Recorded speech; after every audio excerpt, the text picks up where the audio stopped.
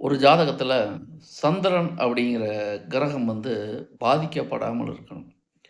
சந்திரன் வந்து நீசமாகவோ, சந்திரன் வந்து 6, 8, 12ல மறைஞ்சோ, சந்திரன் வந்து திதிசூனியத்தில இருந்தோ, சந்திரன் வந்து 0 டிகிரிலயோ இருந்தா, இது வந்து சந்திரன் பாதித்துள்ளது அப்படிங்கிறதுக்கு ஒரு அடையாளம். சந்திரன் அப்படிங்கிறது உடல்காரகன். சந்திரன் அப்படிங்கிறது மனோகாரகன். அப்போ இந்த உடலும் பாதிக்கப்படும், மனமும் பாதிக்கப்படும். ஒரு ஜாதகருக்கு வந்து சந்திரன் அப்படிங்கிற கிரகம் நல்லா இருந்தா, அவர் தீர்க்கமா முடிவெடுப்பாரு. யோசிச்சு எந்த செயலையும் செய்வாரு. நிதானம் இருக்கும், பக்குவம் இருக்கும், அன்பு இருக்கும், கருணை இருக்கும்.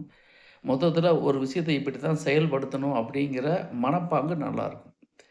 சந்திரன் பாதிக்கப்பட்டிருந்தா, ஜாதகர் உடல் ரீதியாகவும் ஆரோக்கியமா இருக்க மாட்டாரு. மன ரீதியாகவும் ஆரோக்கியமா இருக்க மாட்டாரு. அப்போ இத்தகைய நபர்கள் என்ன பண்ணணும் அப்படின்னா, சந்திரனை பலப்படுத்தணும். சந்திரன பலப்படுத்துறது எப்படி பலப்படுத்தலாம் அப்படின்னா ஏகப்பட்ட வழிமுறைகள் இருக்கு. சந்திரன் அப்படிங்கிறது அம்மன குறிக்கும். அப்போ பௌர்ணமி வழிபாடு, அம்மன் வழிபாடு, மாரியம்மன், காளியம்மன் இந்த மாரி தெய்வங்கள வழிபட நல்ல மாற்றம் ஏற்படும். குறிப்பா வந்து பௌர்ணமி நாள்ல அம்மன் வழிபாடு அப்படிங்கிறது ரொம்ப நல்லது.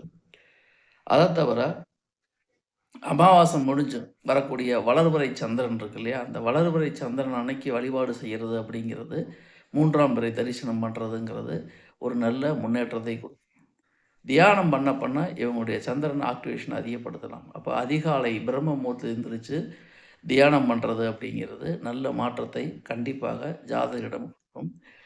அம்மா வயதில் இருக்கிறவங்க, தாய் வயதில் இருக்கிறவங்ககிட்ட ஒரு மதிப்பு மரியாதை செஞ்சு அவங்ககிட்ட ஆசீர்வாதம் வாங்கலாம்.